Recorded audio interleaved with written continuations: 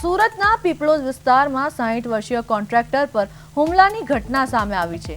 પ્રાથમિક માહિતી મુજબ નરેશ નામના કોન્ટ્રાક્ટર મોર્નિંગ વોક પૂર્ણ કરીને ઘરે પરત ફરી રહ્યા હતા ત્યારે બુકાનીધારી 3 શખ્સોએ તેમના પર હુમલો કર્યો હતો। ઘટનાને પગલે વિસ્તારમાં ચકચાર મચી ગઈ હતી અને જમીન વિવાદને લઈને હુમલો કરવામાં આવ્યો હોવાની ચર્ચા ચાલી રહી છે। સમગ્ર મામલે ઉમરા પોલીસે ગુનો નોંધી વધુ તપાસ હાથ ધરી છે અને હુમલાખોરોની ઓળખ તેમજ ઘટનાના ચોક્કસ કારણ અંગે તપાસ શરૂ કરી છે।